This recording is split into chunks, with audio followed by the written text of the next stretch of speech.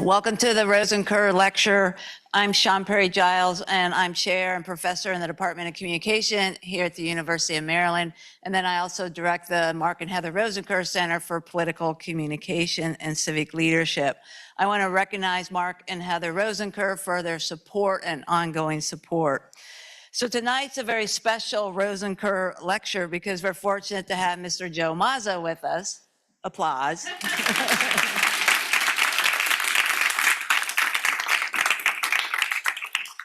It's also special because we are co-sponsoring this lecture, and you can see on the board between the Rosenker Center, the Department of Communication, and for the first time, the School of Languages, Literatures, and Cultures. We're all in the, I should say, we're all in the College of Arts and Humanities, and proudly so. So the dean's not here, but we'll say that.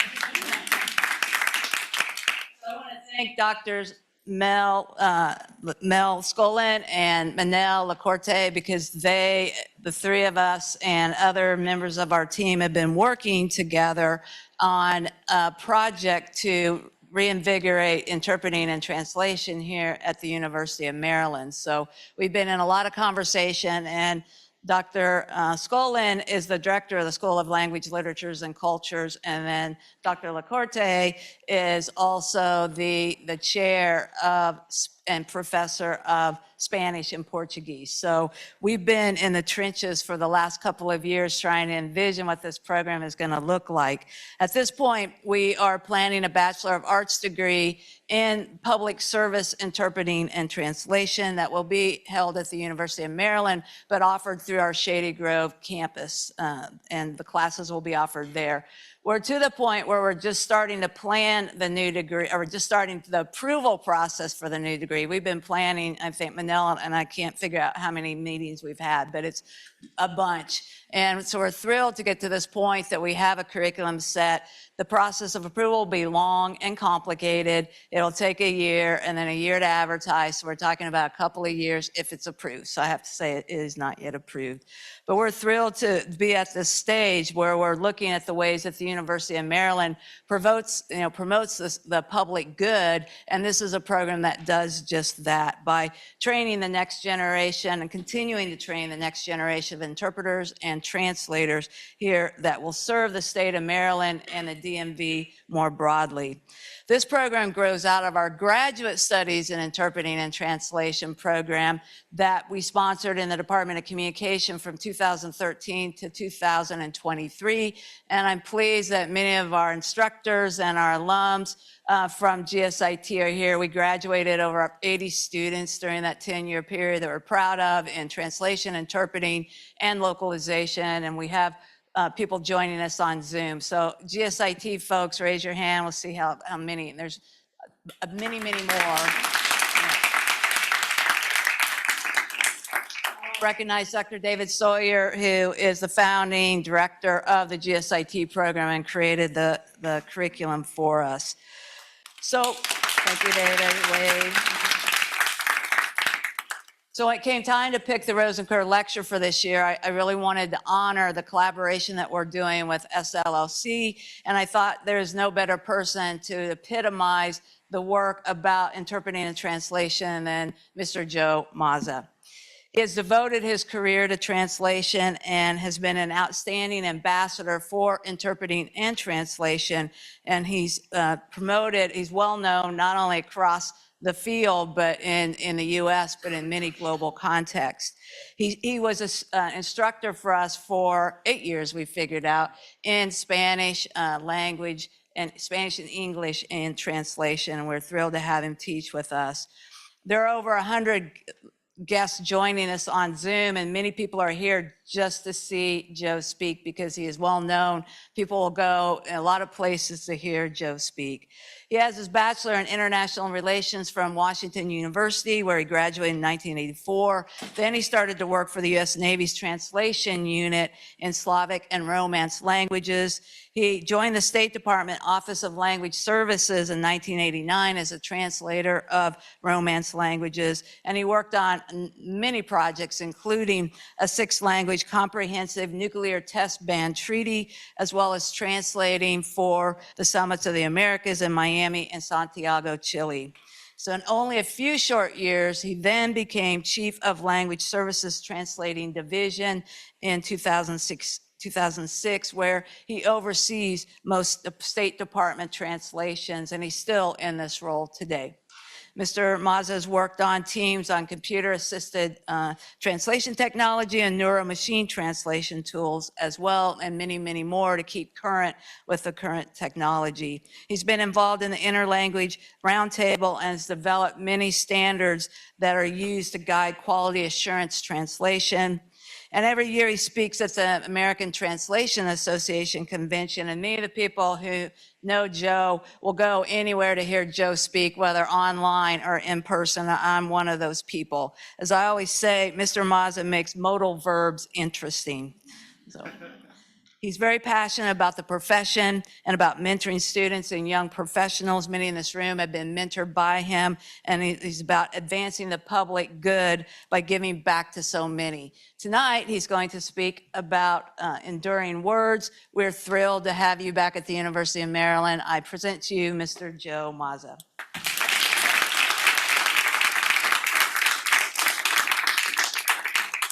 Thank you so much, Sean. Can everybody hear me in the back? Very good. Well, it's a brisk October evening that invites us to have a very serious, ponderous academic discussion of language. Except that's not what's going to happen tonight. I think that given the late hour and the late phase in my career, a better thing to do tonight would be to have a lighthearted, although thoroughly researched and documented, discussion about the love of words. We might call it philology. I know that word philology is somewhat deprecated in certain circles. Perhaps it's in need of rehabilitation. I think of myself as a wannabe philologist. Before I begin, just a few thank yous. First of all, to the University of Maryland, and especially the Department of Communication and the School of Language, Literature, and Cultures. I wanted to especially pay tribute to Dr. Sean, and also to David Sawyer. Dr. David Sawyer is here. He was the founding director of the program where I taught for 8 happy years, and he was the one who took a chance on bringing me to a college campus. Worked out fairly well. I also wanted to thank Esperanza Pombo. I don't think she's here, but she was my boss here for a long time. Taylor Kleiner for doing such a great job with logistics. My boss at Language Services, Dr. Yun Kang Lee. I'm delighted that she can be here tonight. And of course, my family, my wife Dora and my daughter Valentina, and my mom, who was my first teacher of English, as you'll soon find out. So I always like to start my talks exploring the name of the venue. So last year at ATA, it was in Miami, and I was in the hibiscus room. And you say, well, what could you do with that? Do you know hibiscus is related to the word for marshmallow? That's a whole story. We're not going to go into it tonight. But tonight, we are in the Edward St. John building. And I thought, what could I do about that? And it's obvious, a phrase in ancient Greek. You're going to repeat after me. When's the last time you uttered a phrase in ancient Greek? You should do this every day, like brushing your teeth, right? The phrase is this, en archi in hologos. Let's say it, en archi in hologos. All right, does anyone know what it means? Now see, 200 years ago on any college campus, everybody would have had their hand up, right? Ancient Greek doesn't get much play these days in the United States. So it means in the beginning was the word. And we're going to take it completely outside of its theological context and look at it on face value. In the beginning was the word. It's a great way to start this talk, which is about words, and to remember the beginning of our lifelong vocabulary building, of our lifelong love of words. And you'll hear some stories about the beginning of my collision with the English language that I hope you'll find amusing. Logos was one way the ancient Greeks expressed the word, the term word. You're going to hear me say a lot, the word term word, so I don't confuse you. The term word was logos. It is one of the most charged words in the Greek language, and it comes from an ancient Indo-European root, this reconstructed language of Central Asia that spawned the languages of India, of Persia, and most of Europe, and spread all around the world through loanwords. In the old Proto-Indo-European language, the root was leg, L-E-G, and you're going to hear me repeat that root over and over again. Leg meant simply speech in Proto-Indo-European. It's theorized, right? Because we don't have written records. It's completely reconstructed. But leg has given so many words to modern English. It's given us the word logic, of course. When you think of logos, you think of logic, dialogue, epilogue, legal, lexical, lecture, like tonight's lecture, because it had other meanings of to choose and to read and to speak. So the modern Greeks discarded the word logos in daily speech. They used the word lexi for word, and that makes sense. We recognize the root there. I was preparing for this talk, and a well-meaning friend, a very accomplished translator, sent me a blog article, a blog post, and it was about a medical condition. It was one of these, you see those pop-up ads on your computer when you're looking for something, and it says, you know, if you have a red dot on your shoulder, you might have bubonic plague. And you start looking at your shoulder, and there's a red dot there that day. And so you're pretty sure you have the bubonic plague, and you're trying to figure out if you need to call in sick that day and get to a healthcare provider. And then something else comes up, and you completely forget that you ever were worried about it. This one, though, really resonated. It was a blog post by a Croatian-American named Nela Donato from Rijeka. And the name of her post, it was from 2015, was How to Overcome Information Addiction. And I looked at that and I said, why are they sending me this? Do they think I'm an information addict? I started thinking, maybe I am. And it went on to say that Nela Donato, when she wrote this, she was starting out in her career. Her habit was to hoard information from the internet on anything she was interested in, but not do anything with it. And so I started saying, I am a word hoarder. I had to admit it, I am a word hoarder. And I started to feel really bad about myself, especially when Nela Donato wrote this. She said, the positive thing about word hoarding is that you never make a spectacle of yourself. You know, you keep it all to yourself, you never share it. But the negative thing is you never make any kind of spectacle. And I thought, you know, that's true. If you don't do anything with your words, it's kind of a selfish pursuit, and it can take a lot of time and energy away from more productive matters. But then I decided, well, you know, I've been a translator and I've been a teacher, so I think I've used my words productively, and I decided that maybe I'm not a word hoarder after all. It's funny about the word hoard. It goes back to an old Germanic root which meant treasure. So it didn't start out so negative, and people who were hoarding were actually gathering treasure. So I had decided to give myself a break about word collecting, and I decided that it's just going to be, I'm a collector of words. So I don't think we're going to create any spectacles today, but perhaps we can inspire each other to do some spectacular things with words. You know, we translators tend to start out by defining our terms. And so what is a word?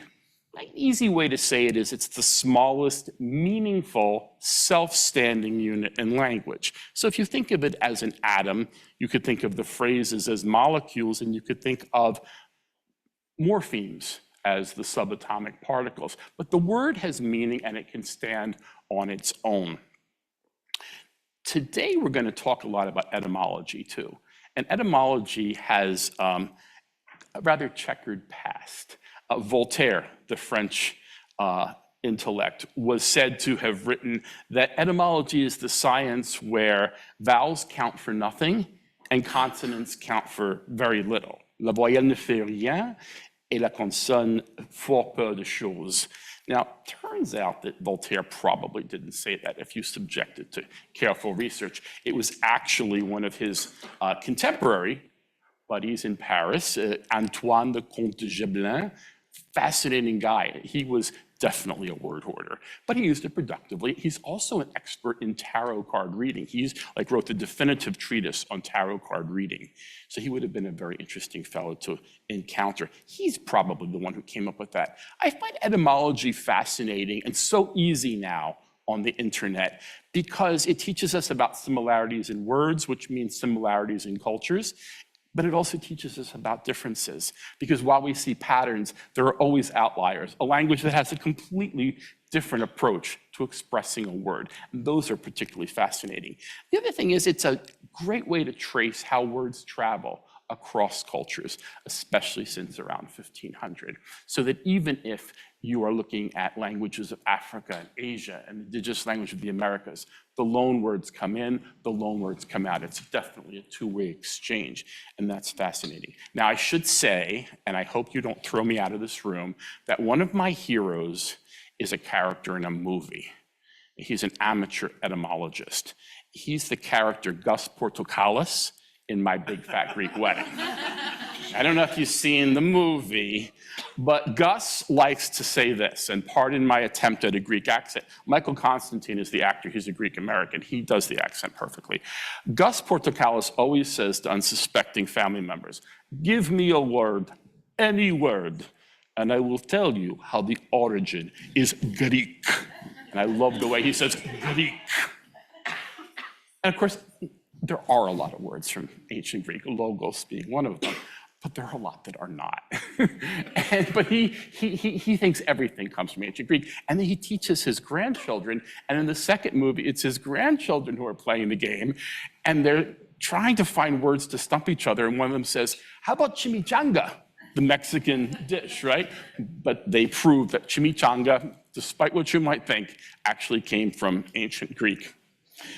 So the term word is an old Indo-European root. It actually hasn't changed much since our linguistic ancestors were living in Central Asia. It was word back then too, perhaps with an E, but remember the vowels count for nothing. It's related, obviously, to the German and Dutch and Scandinavian words for word, but it's also related to the Latin word verbum and the Romanian word vorba. Remember, consonants mutate over time. The vowels, they're pretty slippery. So I thought it'd be interesting to see, of the languages of the world, how many of them have a similar etymology. In other words, the word word in Indo-European meant speech. So how many languages of the world took their word for word from speech, reminding us that language started out as a spoken endeavor? Arabic kalima, speech. Vaze in Farsi, speech. Rich in the Southern Slavic languages, speech. Suz in Turkish, speech. Even Chinese, the character for word, zi, it has embedded in it the character yan, which means speech. So the next question is, what about the languages that have a different way of looking at it? One of the fascinating ones was Tagalog, Filipino. The word is salita. And I looked in some online sources, and it said it comes from the Sanskrit course of life. Well, we know that there were many Indian seafarers coming into the Philippines, and they did leave words behind, but it seemed a bit strange to me. I got skeptical. Course of life. I started looking in Sanskrit dictionaries. I could not make it stick. Now, I didn't have that much more time to research, and I'm not a Sanskrit scholar, so what am I going to do? Chat GPT. So I asked it. You got to give it a good prompt. Is it true that the Tagalog word salita comes from a Sanskrit word meaning course of life? You know what it told me? No. It comes from a Malayo-Polynesian root meaning speech. But then it admonished me. This is getting a little scary. It said, furthermore, it would be highly improbable for the Filipinos to take such a basic concept from Indian seafarers. Okay, well, you know, that's why I was skeptical. Thank you very much. Okay, so my favorite etymology for the term word comes from the Romance languages. Those are the languages I know best. So now you're going to repeat after me, and you will be multilingual tonight. So in French, it's what? La parole. Say it. La parole. In Spanish, la palabra. In Portuguese, a palavra, right? And in Italian, la parola. Me hear. No. La parola. I'm Sicilian, so my Italian is extremely exaggerated. You noticed I had to lift my hands to say it? Okay. So in Italian, you always have to learn the proper gesture, too. It comes from a very interesting root. Thank you, Gus Portocalis. It does come from ancient Greek. It comes from the word parabola, which is also in English. It's the shape, kind of a V shape where the two ends come together. So what's the connection? Well, think about it. The ancient Greeks were all about debating opposite extremes, juxtaposing them, putting them together, and having a discussion about it. I mean, that's the whole point of their culture, right? And so that's where these words come from. English gets the root too, not for word. The Germanic root stayed in English. It was not displaced, but we have palaver, which is kind of inconsequential talk. We have parole, like the judge gives you. We have parable, a lesson in words. We have parliament. Interestingly, parlay, which you'd expect, is from a different root. The Economist ran an article recently, and it said that the average English-speaking adult has a vocabulary between 20 and 35,000 words. I don't know how they measure this. It'd be a very long survey. So I don't want you to go home tonight and start counting either. Don't worry about it. They said some fortunate people, I guess fortunate for them, maybe not so fortunate for the people around them, speak up to 48,000 words. But they say only about half of these are active words. Most are passive. In other words, you'll never read them, you'll never utter them, which is a shame. It's got me thinking about my own vocabulary building, and I'm going to share some anecdotes from my life. I hope that you take them in the spirit they're intended. I don't imagine that my life has been all that poignant. I think that you'll recognize bits of yourself in the anecdotes I tell. When I was very young, studying to go to college, we have to take college entrance exams. I think that happens all over the world. For us in the United States, it's SATs. And I was feeling a little bit behind in my vocabulary building. So my dad got me this huge book called 30 Days to a More Powerful Vocabulary. And that's about what I had, because I was running out of time. So he says, just learn the words in the book, son. I think like 5,000 words in the book. And so every night I would try to learn my 25 words to get through this. And, halfway through, I was getting really, really frustrated and really tired. Now, I know it said in the hype for this talk that I never met a word I didn't like, but there are definitely words that we got off on the wrong foot. And there was just one word that got me really angry one night. It was avuncular. Do you use this word frequently? I hope not. No. I was looking at it that night, and it meant of or relating to an uncle. And I thought, what? I had uncles, and they were nice, but I never needed an adjective for them. I never needed to say that they were particularly uncle-y. Okay, avuncular. And you figure that's the one that's going to be on there, right? Because it's just so darn useless. And later on, we learned that you can say he took an avuncular interest in the young lad. So it's like a mentor. So it's meant to sort of be an innocent interest in a younger person. And so it does have some use. It took me a while to get around to that. Although I have to say, I don't think I've uttered it until tonight.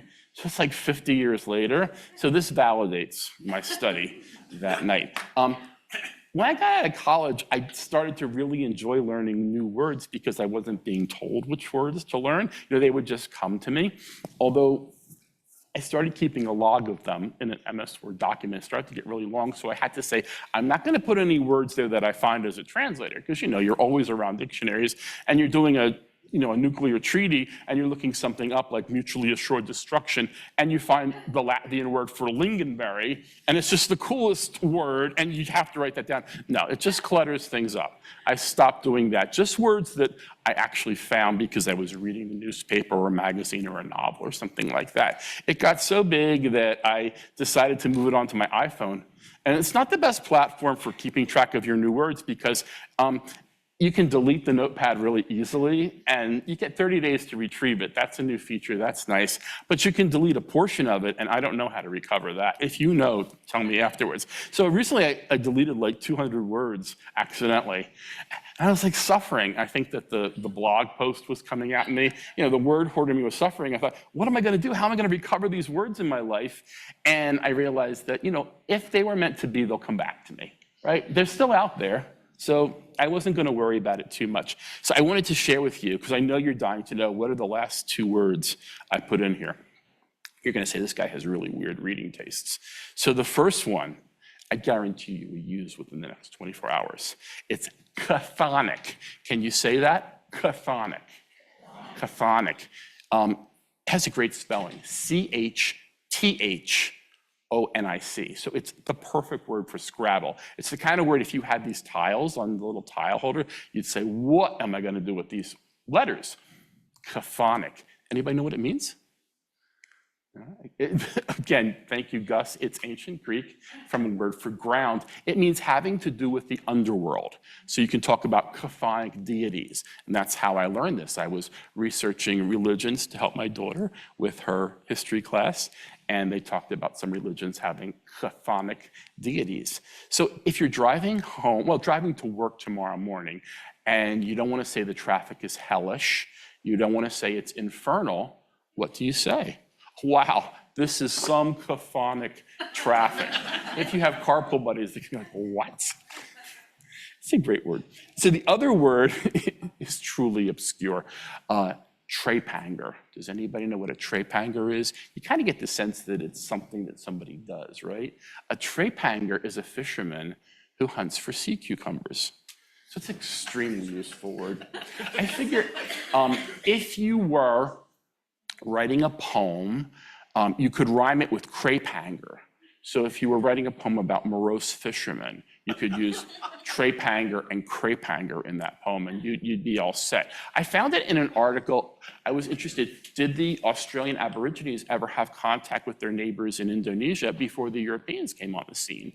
And they did, and it was the crepe hangers who went down to Australia to get sea cucumbers, apparently had a lot of them, and there was an exchange of words, and words that people took back and maybe arguments as well. And that's how I came across the word trepanger.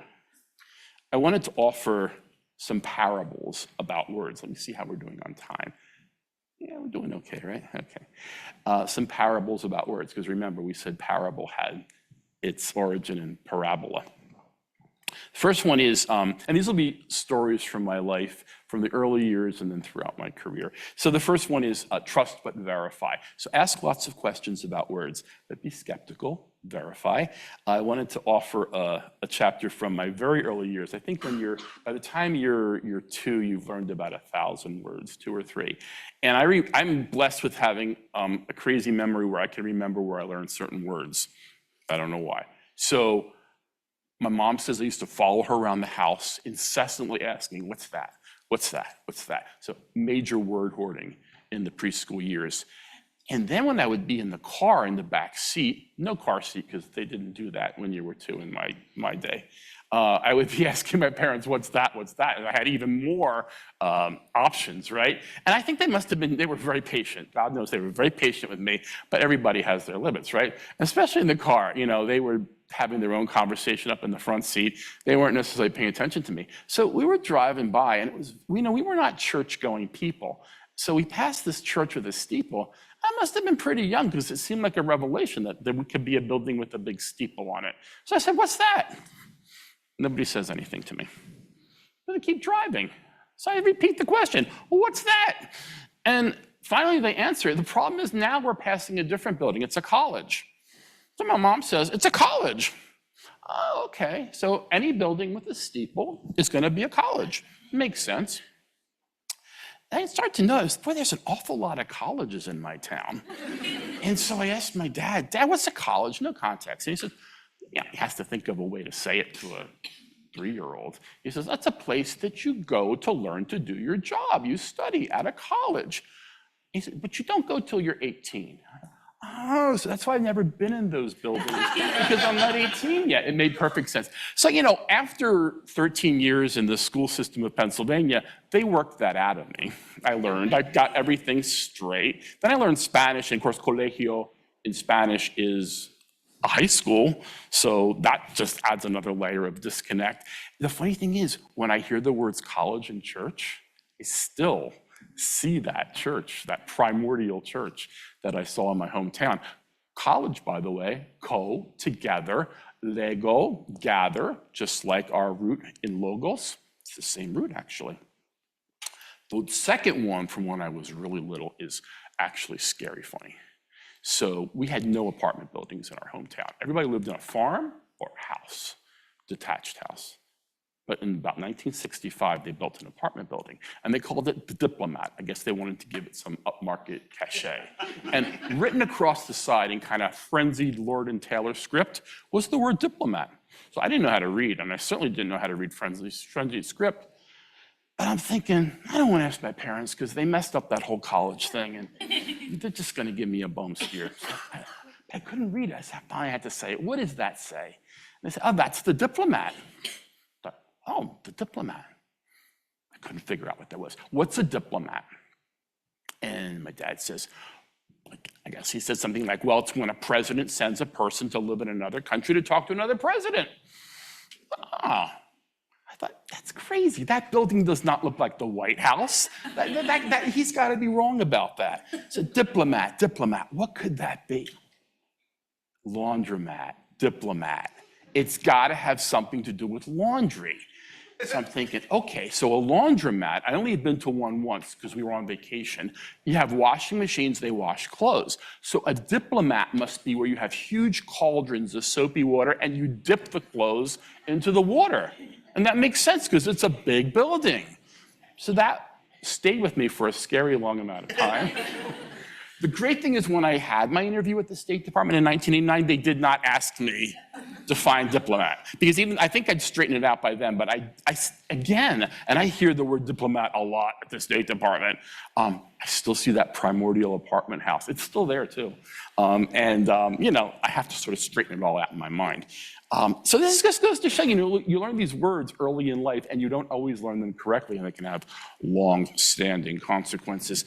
You know, I was lucky to have grandparents and great-grandparents who came through Ellis Island as immigrants, some from Italy, some from Poland.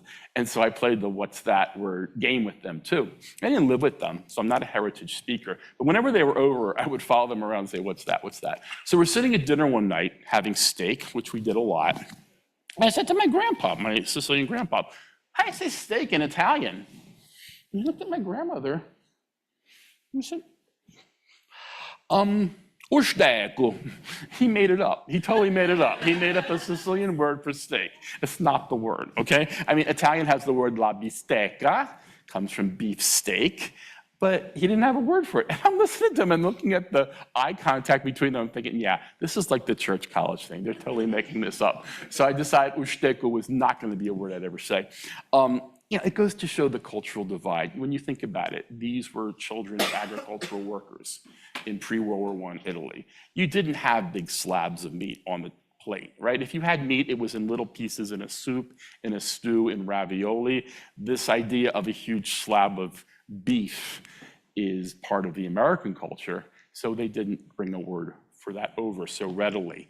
I asked my Polish great-grandfather once, it was Christmas Eve, and he was a very, very quiet man.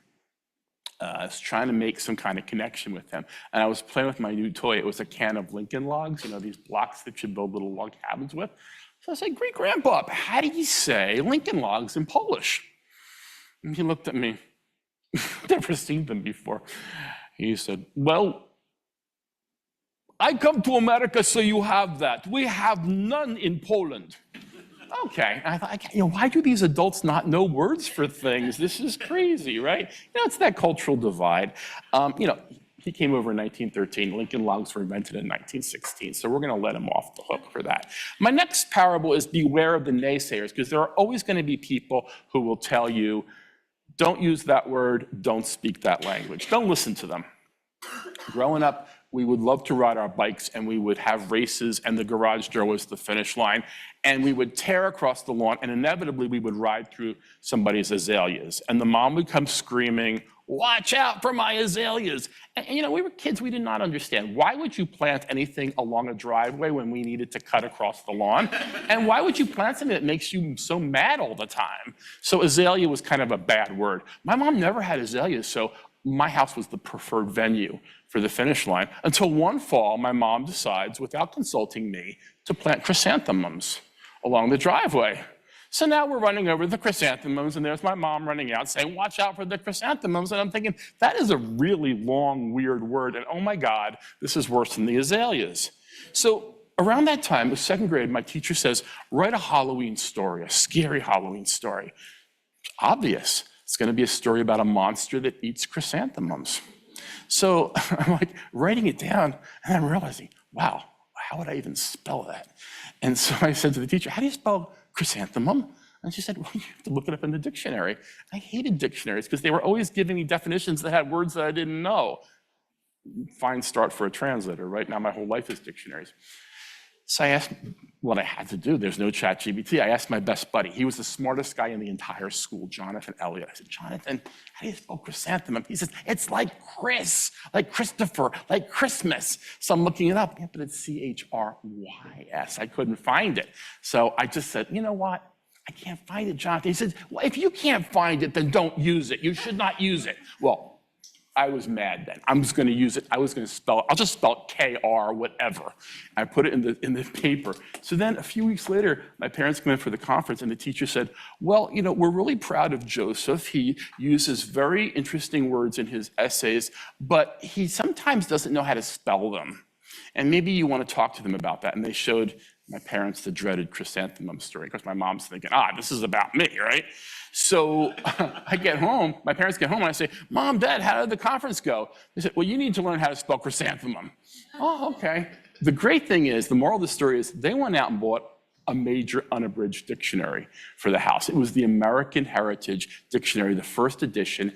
It was a revelation in the world of dictionary making because it had etymologies and it had a whole section on Indo-European roots. And for some reason, my feverish mind took off with that, and I have never been the same since. Another book that my parents bought me was a bestseller, I'm sure. It was a concise dictionary of 26 languages. It's a little paperback. I must have been like 9 or 10. And this was amazing, 26 languages, including Swahili. I mean, it must have had 500 words. And there's no differentiation as to what nuance you're talking about. So I don't know, for some reason I seized on Danish. And I said, I'm gonna learn 5 words of Danish every day, and I'm gonna master the language. I don't know why. Hans Christian Andersen, maybe. So I still remember them. Digtig and Fraveren. I'm saying it wrong. I learned how to say it on online, but they mean able and absent. You know, they're the first words on the dictionary, right? I still remember them. And my dad hears me uttering words in Danish, and he's like, what are you doing? I said, I'm learning Danish, Dad, so that I can become the ambassador to Denmark. I must have known what an ambassador was at that point. He says, why? You should be learning Italian. You can become the ambassador to Italy. The language that really caught me was Russian. Russian was just a revelation. It was the words that have an accent at the last syllable. I want you to say these because they're fun. Karandash. Karandash. Karandash, it's pencil. Skipidar. Turpentine, you need to know the word for turpentine in Russian, right? Chemodan is suitcase, and baklajan is eggplant. The interesting thing is most of these are non-Slavic roots, but they sounded so beautiful. I really dedicated myself to Russian. So when I got my first job as a translator, I was a Russian translator. And I was at the Navy, and this is the third lesson. It's called Enjoy the Detours, but Leave Yourself an Out. I was a translator of Russian at the Navy during the last phase of the Cold War. It was called Gonka na Lafietach, the coffin race, because Soviet leaders were dying at an alarming clip. You had Brezhnev dying, then Andropov dying, Chernenko dying. Finally, they picked a young guy, Gorbachev, and then the whole place went kaput. It was not the golden age of Soviet journalism. It was very formulaic. And so we would have to translate these articles when the Soviet leaders would visit their brother leaders in the Warsaw Pact, and they always had the same formulas. It would have been great for machine translation. They would always say, when the two leaders met, "Беседы проходили в атмосфере социалистического братства." The talks took place in an atmosphere of socialist brotherhood. That's the only thing they ever said. And you're kind of imagine, really? Every talk happens with such socialist brotherhood? And you see these like 80-year-old guys hugging each other. You know, okay. One day, late 80s, Gorbachev goes to Berlin, East Berlin at that time. And he meets with Erich Honecker, the similarly very old leader of East Germany. And, you know, we have to read Pravda and Izvestia every day. And I see the article, and it says the two leaders met. Doesn't sound like a bad thing, right? Like, Where's the Socialist Brotherhood? Oh my God, I need to get my resume in order. I'm about to lose my job. Because that really was where it all started to go downhill for the Soviet Union, for the Warsaw Pact. The Berlin Wall comes down, and Soviet journalism and then Russian journalism really takes off when they could shed the formulaics. But sure enough, the Navy didn't need Russian translators. I jumped ship and I went to state. So it has a happy ending. I wanted to tell you a really quick story about a wonderful lady I met there, Helga Brennan, Dr. Helga Brennan. She was a professor who became a translator, and she really opened up my eyes. She was much older. She was from Königsberg in former Prussia. And she opened my eyes to etymology and words. And boy, I wanted to impress her so much. And she really took me under her wing. And sometimes she and her husband would take me to museums. And I felt so lucky. I mean, I'm in my mid-20s still, and this venerable scholar is taking me to a museum. And what a lesson that was. So I was struggling one day to say something intelligent. And I saw this really pretty painting. I don't remember the artist. And I wanted to say that it was one of the artist's best works, but I'm thinking virtuoso. So I said, wow, this is one of his most virtuous works. Not the right word. And she gave me this smile, as she always did, and I could never tell whether it was, oh, that's not the word, or that's not the word, but I don't know what the correct word is. I don't know. And I always meant to look it up, and I never did, but it bothered me that I'd misused a word in her august presence. So the other day I was listening to NPR driving to work, and somebody said, this is among his most virtuosic works. That's it, it's virtuosic. So sometimes you wait a long time to get the right word. The other thing I want to tell you about my Navy days is, we would always have to find articles about naval affairs, and in Russian the word for sea is morie, so a lot of the naval terminology starts with M-O-R, Cyrillic, obviously. So, we would get tired at the end of the day scanning the very turgid Soviet press, and, we would just be looking for M-O-R, M-O-R, M-O-R. We wouldn't be concentrating too much.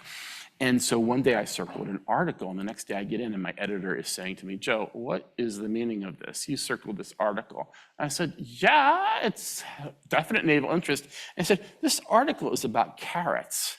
It's about carrot production in Kaluga Oblast. And I said, oh, how did that happen? The word for carrot in Russian is morkov. It starts with the same M-O-R. So that was a real dangerous day for me. I was afraid I was going to lose my job. When I came to the State Department, and this is my next parable, I learned that you have to arm yourself with experts, with lifelines, because then things got serious. Talk about language learning in many languages. I thought I was an experienced translator. I had to completely humble myself when I came to the State Department and be equal to the task, because the translators there took things to a whole new level that I had never seen at the Navy. And they were wonderful translators at the Navy. But something about the State Department, the need for precision, really had me re-examining everything. And one of the things that I learned was that things like amend and modify have huge nuances to them in diplomacy.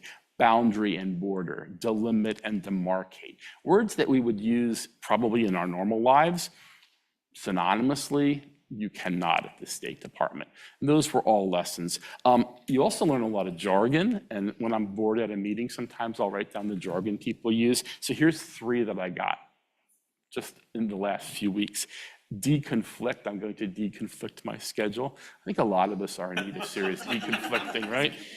Peel off is a great one for Zoom meetings. I'm going to peel off now. The worst thing though is when somebody says to you, "I'm going to need you to peel off." Now it's like, oh, okay. The other one is rewicker. This was a great one. We're going to need to rewicker that. It's talking about a program, an abstract program, and you think of somebody rewickering a chair or something like that. I thought that was a good one. One thing at the State Department where you need a lifeline. Sean mentioned that I'd been to the Summits of the Americas, and the first one in Miami, it was late at night, and I was doing the graveyard shift. Most of the senior translators were going back to the hotel to get some serious rest, and they put me in there. They said, what could happen, right? So these diplomats run in, they say, hey, we have to coin a term for the free trade area of the Americas. This is 1993. And your buddies, the translators, gave it to us in Spanish, Área de Libre Comercio de las Américas, in Portuguese, Área de Livre Comercio das Américas. But the French is Zone de Libre Échange des Amériques. We don't want zone, we want air, which is a French word, right? And they said, so can we change that?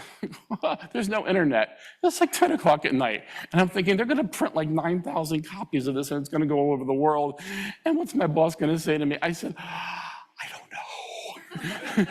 Well, think about it. Get back to us in 10 minutes. I'm like, do I call? Do I call? Do I call? Well, the divine will is good. Somebody showed up. One of my colleagues actually showed up unexpected, who was French, and she says, no, you must say zone, zone, zone. So she went and fought the battle, and I was so grateful. The internet is nice now because you can get that kind of reassurance in the middle of the night. It was tough, but it taught you self-reliance, and that's also a very good thing. Because there were lots of times where you did have to make the judgment call yourself, and there was no internet lifeline, there was nobody to help you, and you just learn. Another life lesson. How are we doing on time? Okay, I think we can wrap this up quickly. The another lesson is the joys of serendipity. Serendipity has a great story of its own, but we're not going to go into that. You probably have the impression that I like to read about somewhat obscure subjects. And one of the great things about working at the State Department is you get a stack pass to go into the Ralph Bunche Library, which is the first federal library. So it has, talk about a treasure house. It has books going back to the 18th century, actually even before. And so I used to race to eat my lunch and go up to the library and scroll myself away. And I especially liked the foreign language section. So there was this little book calling my name. It was called Syrische Grammatik. It's not Syrian grammar. It's Syriac, it's Aramaic, okay, this ancient Semitic language. And so, wow, this book is definitely one I need to read. I don't know German very well, and this was in Fraktur type, so it was really punishing to read about Aramaic in German, a language I don't know, in a different typeface that I couldn't read. But I got through it, sort of. I can't say that I learned that much, but I walked into my boss's office a few weeks later, and I see a document on her desk in a familiar script. It was in Aramaic, Syriac. And I said, oh, wow, what are you doing with a Syriac document on your desk, an Aramaic document? She said, how do you know that? Syrische Grammatik, of course. And she said, oh my God, we've been trying to identify this for weeks. I said, yeah. And she says, oh, well, if that's what it's in, is there anybody you know who could translate it? And I said, yeah, there's a professor at Catholic University who's an expert, and he's an Arabic translator on contract. Problem solved. So you know what she says to me? She says, Joe, it's not widely known, but I'm going to retire, and I think you're going to be my successor. I'm like, okay, I was pretty young. And she said, because that was just amazing. And I'm thinking, this is a little tiny book from 1905, and it lands me a dream job.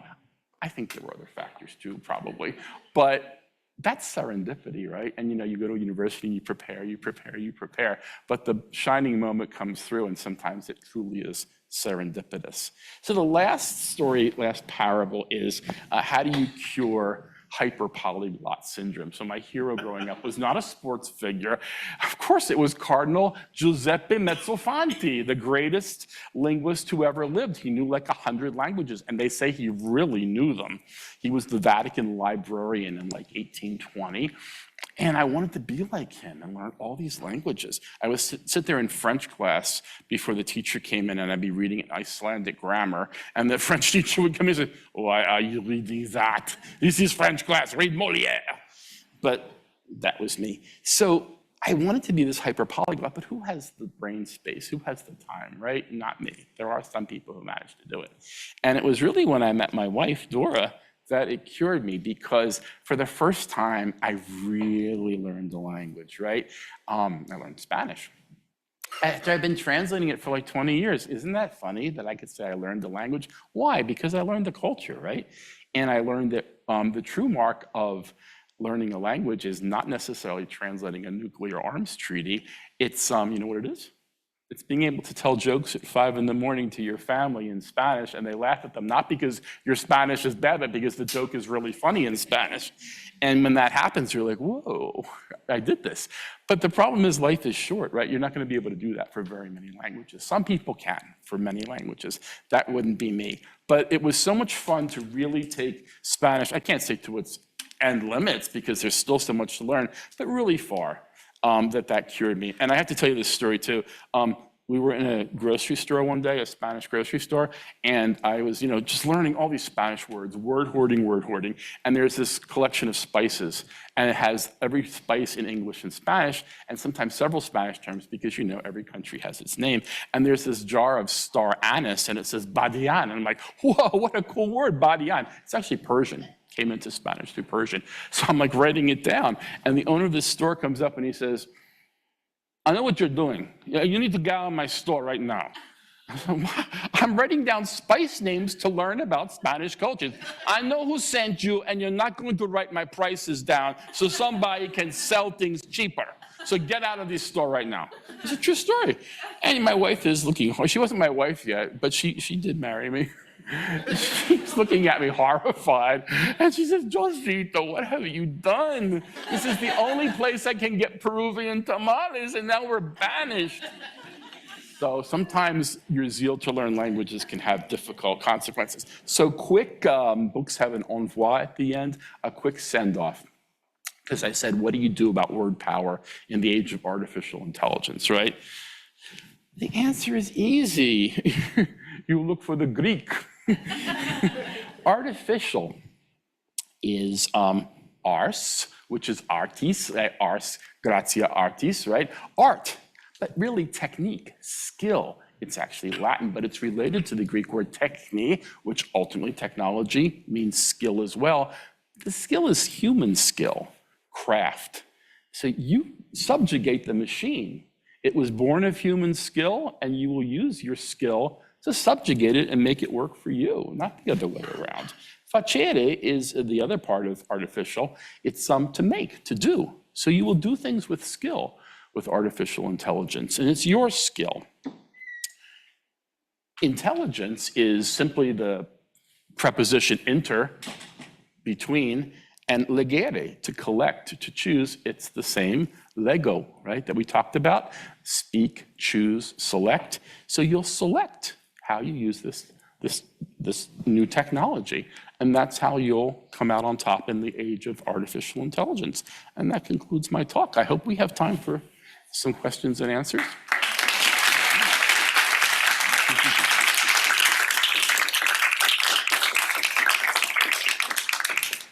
Thank you, Joe. So we do have time for questions, but we need you to be mic'd so the people on Zoom can hear you. Otherwise, nobody's going to hear you. So we're going to be moving around with the mic, and Joe will be mic'd. Who has a question? Okay. Sorry, this is actually more for your wife and daughter. I'm just curious if he's ever actually told a funny joke at 5 in the morning before. In Peru, yes. Questions?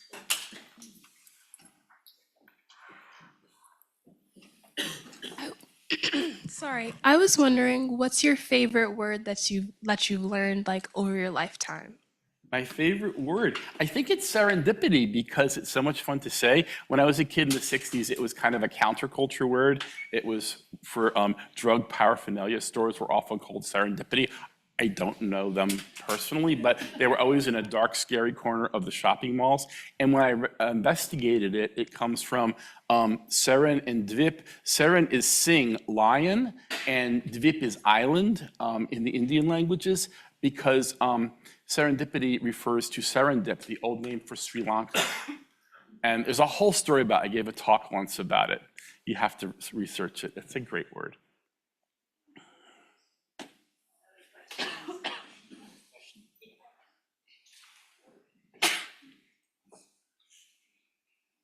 In your iPhone list for interesting words, did you ever accidentally add a word twice? Oh, wow, that's a great question. Did I ever actually accidentally add a word twice to my iPhone? I really don't think so. And it's not like in the word table, it was easier because I would have it alphabetized. I don't know how to alphabetize on Notepad, right?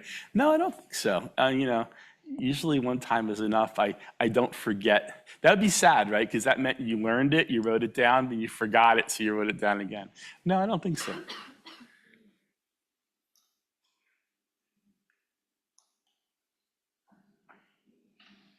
That's a good question, and now I'm going to have to go home and check.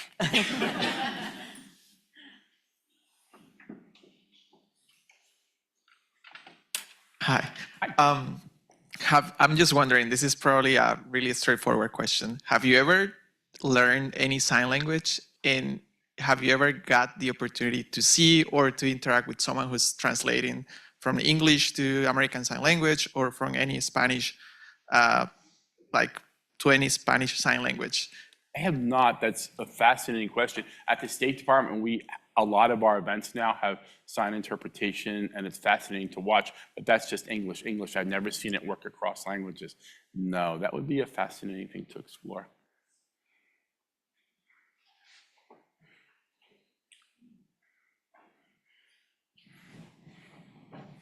Hi, Joe. Hi. I'm just curious. You've translated in different languages. Have you ever translated in an African language? I have And not. which one? No, I have not. But when I was an ESL instructor in Adams Morgan in the 80s and 90s, we had a huge Ethiopian population. So I had a chance to learn. Okay. I had a chance to learn a lot of Amharic at the time. I've forgotten a lot of it. But I'll tell you an interesting story. Nowadays when I sit in cabs, I like to ask the drivers where they're from. And everybody's happy to talk about their culture and their country. And a few years ago, I asked the gentleman where he's from. He says, I'm from Burkina Faso. My language is Hausa. So, I'm in the back seat and how do you say hello in Hausa? So I find out, and it's a pretty easy word. So I say it, and he says, this is my language. You know my whole language. I don't know your whole language. That's all I know. No, you say it perfectly. I don't know why. Well, thank you. He says, you come to my country. My brothers kill a cow for you. This is one of those, very exaggerated gestures of hospitality. And I started thinking, what would happen if I said, drive me to Dulles, I'm going to take you up on that, and get the first flight to Ouagadougou, show up at your brother's doors and say, I'm here, you can kill the cow. I don't translate African languages, but I find them fascinating because we have so many people in Washington who speak them. And so I never miss an opportunity to ask people about their language and to learn a few words, and it's a lot of fun. Maybe in my future years, I'll learn an African language. By the way, I only translate into English. Most of our translators only translate into their native language. So I won't ever translate into Spanish. Even though I can make jokes at 5 in the morning, I don't translate into Spanish, only Spanish to English. Other questions? Okay.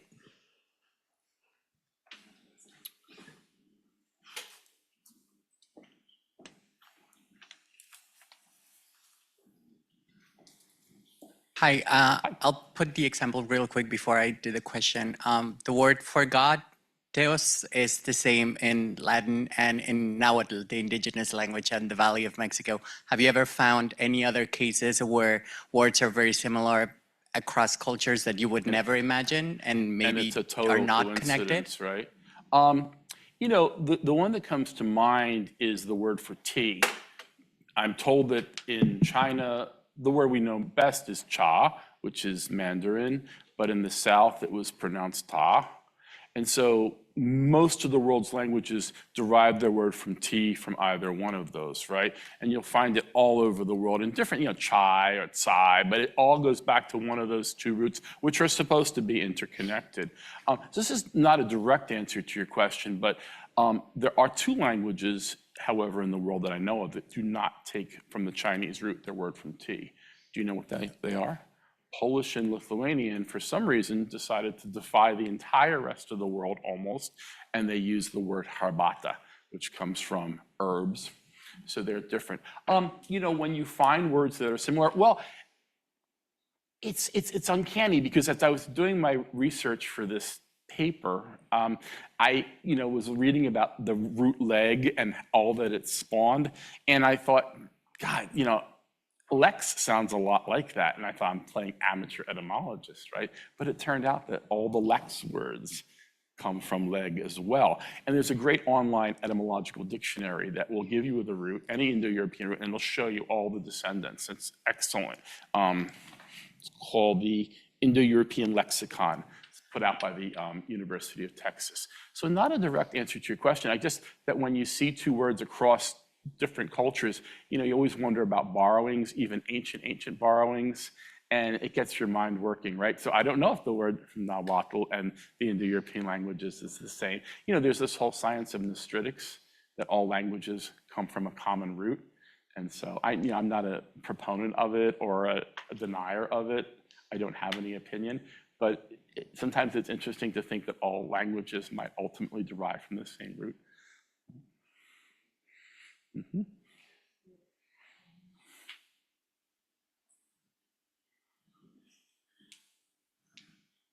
Like, in all your years of translating, how many different languages you think you've came across? This is a dangerous question to ask a translator, and it's one we get a lot. I wish I had a rehearsed answer. When I'm in Peru at 5 in the morning and people say, how many languages do you know? And they often do. I just say, it depends on how much I've had to drink, but that's not a good answer here. We're language professionals and we're very conscious of our credentials, especially at the State Department. Do we have the right to be working with this language at such a high level? And so I would give you a very cautious answer. There have been different phases in my life where different languages have been ascendant. So the Russian that I knew at the Navy and that I used at the Navy, I kept at the State Department until the 90s, but I couldn't maintain it anymore. It's just too much to stay fluent and proficient at that level to use it professionally. So I had to give it up and concentrate on Romance languages. I've studied Chinese, I've studied Arabic, but I never dared use them in an official capacity. Doesn't stop me from using them in other aspects of my life. And I will say this, and it's kind of the counterpoint to being careful about what languages you boast. I still think it's okay to dabble in lots and lots of languages. And as I get older, I've lost the fear of making a fool of myself. I view languages as well-healed scar tissue, right? Because you suffer to master a language. You have the scars to prove it, right? But ultimately you turn it into something great. One of our colleagues the other day was saying goodbye to the French contractors because she retired, and they were all speaking in French. And they handed the mic to me, and I think they expected me to speak in English. And I said, I'm just gonna do this. And I wouldn't have done it 5 years ago. It's my age, right? I'm just gonna speak to these people in French, and it's just gonna come out the way it does. And hopefully the adjectives and the genders will all line up and it'll be okay. And so I just started speaking in French. I mean, nobody said anything, good, bad, or indifferent. But I got a little fearless that way, but it was not in an official capacity. You really have to know what you're doing to use the language in an official capacity. That being said, we had a note in Bulgarian the other day, and it was so formulaic. I mean, I could tell, I don't know Bulgarian. I knew Russian. I have these Slavic roots in my head, but I knew what the language, it was a 3-paragraph note, extremely predictable. And with the help of a dictionary, I was able to get through it in 10 minutes and then give it to our native Bulgarian speaker and say, okay, don't yell at me, just review this, fix anything, but I just needed to get this done. And she looked at it and says, no, it's fine. What you put is fine. And so, and does that make me a Bulgarian translator? No. Does it mean I know Bulgarian? No. Was it irresponsibly of me to do that for the State Department? It was a calculated risk, but remember what I said, you have your lifeline. I knew there was a thoroughly proficient Bulgarian professional linguist right down the hall who could fix anything, and she was going to take responsibility for the text, and she did. I turned out lucky. I'm not going to do it again, but you can do that with a certain amount of expertise and somebody who has your back as a translator. Okay. Okay. Mine is more of a comment than a question. Okay. That was meant to be a joke.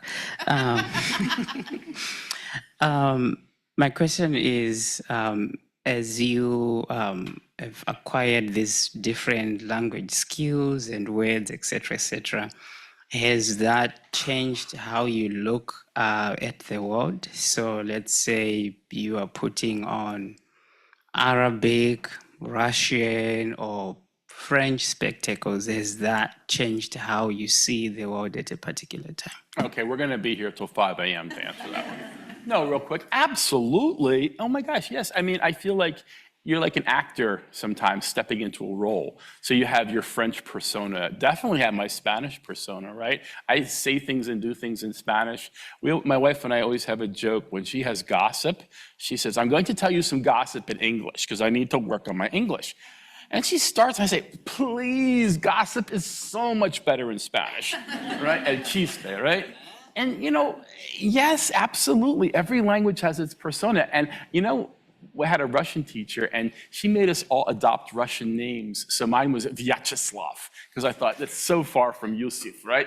And so I was Vyacheslav, the Russian speaker. And I swear it gets into your head.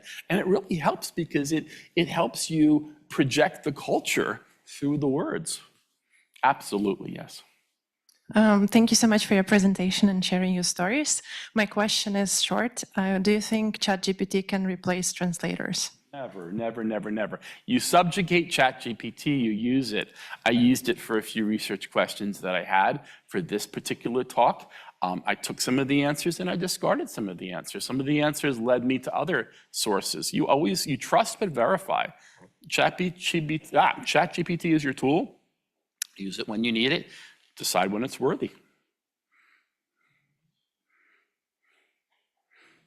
And we have a question here when you get a chance to from your colleague.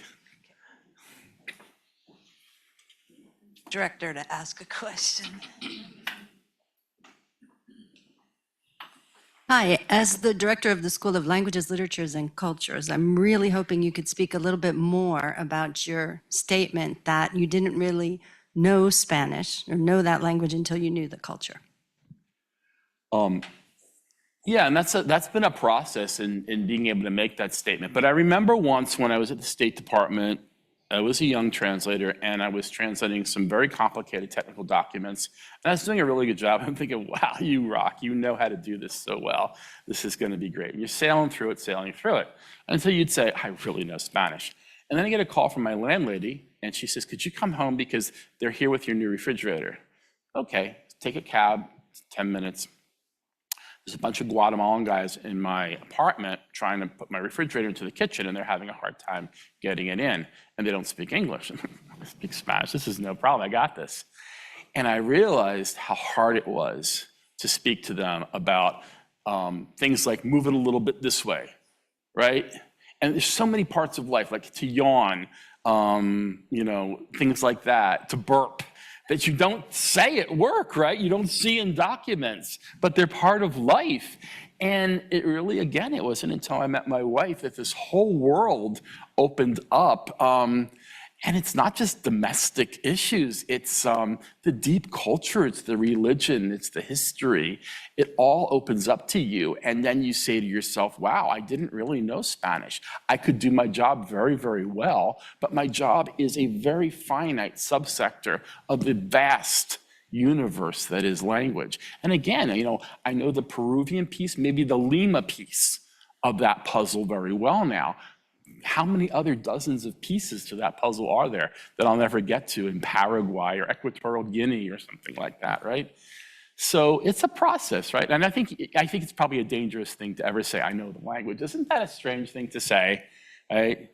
Do you ever get to the point where you say, I got this, I know the language? You do your job like a superstar. My boss is interpreting Korean. She's a superstar. Right? She totally knows the language. But then there's a level where you hear something new. Today, I was in a phone call at work, and they said, we finally got the data into the lake. I thought, what? What does that mean? So I'm Googling it because it's a Zoom meeting. And data lake is a term. Who knew, right? And I talked to the person afterwards. I said, so data lake is a term? And she says, oh, yeah. And now we say lake house We're going to lake house your data. I'm like, what? It's like warehouse, but lake. And so do you ever know English? When can you say I know English, right? And that keeps us young, I think, that constant learning, right? I'm going to ask a question. To speak to a career as a translator or interpreter, and we have students here who may want to pursue that, we hope, and what words of advice you would give to people starting out in their careers? 30 days to more powerful vocabulary. No. So 2 things you need to do if you want to be a translator, okay? And there will always be a need for good translators. A great word is wordsmithing, right? A really clever use of words, being able to use words with extreme proficiency, finding what the French call le mot juste, right? And that only comes from tons of reading and speaking and big notepads full of words, right? However you do them, not everybody needs a notepad. So wordsmithing. And pay attention to your source and your target language. I only really got serious about English when I became a reviewer and I had to correct my peers because I had to explain why I was making the correction or question my correction, right? So that's why I became an ESL instructor, to learn English grammar, finally really learn it. And so wordsmithing, hugely important. The second piece, technology. I mean, we live in an age where you cannot get away from it, and it can really help you. I'm not saying it's like the chrysanthemum eating monster. It's not that. It is something that's going to help you, so don't be scared of it. But, use it, subjugate it, right? Feel empowered by it, but learn it, oh my gosh, so well. So well. And lots of forms of technology, not just CAT tools, not just NMT. Learn desktop publishing, right? Learn how to remediate documents, 508 compliance. Learn all those things. Learn project management tools. All of those things are going to help you. They're going to get you in the door, and then you take it where you want to go. Okay. Last question. Okay. Thank you so much for this wonderful talk. I really enjoyed it thoroughly. And I especially enjoyed it when you said the word in Arabic, kalima, and then you said that Arabic is one of the languages you worked with and have been translating in. I am a native Arabic speaker. I'm Egyptian American. So I'm just curious to know really, how did your journey in terms of the Arabic language start? How did it progress and develop? And also this connection between language and culture, which I find to be particularly fascinating. You talked about that, of course, in terms of Spanish and your wife, but I'm also curious to know if you found this connection between language and culture when it comes to the Arabic language. Thank you so much. Yeah, and I do. If I said I translated Arabic, I misspoke. I never got around to translating Arabic. I got interested in Arabic around 1990, and I started taking evening courses at the USDA graduate school. They were excellent courses, and my teacher, Mokran Khadija, was Egyptian. And I studied it for about 3 years, and then at work they made me a reviewer. So I had to switch, and in the evenings I had to teach English so I could learn English in order to be a reviewer and correct my colleagues and know what I was talking about. So I had to abandon my study of Arabic, but it has stayed with me. I never translated it at work. I mean, little phrases here and there, but I never had a chance to get to the point because even after 2 years, I felt I was not ready for prime time. I had to know it better in order to say to my boss, okay, give me Arabic documents to translate. So the second part of your question, culture and language, yes, in Arabic, in every language I studied, I tried to immerse myself in the culture because there's no other way to do it. I mean, you cannot learn one without the other, right? They're inseparable. And that's the joy of language learning, right, is to learn the culture. Otherwise, it's a very dry experience. I hope that answers your question. All right, let's give Mr. Mazza one more round of applause.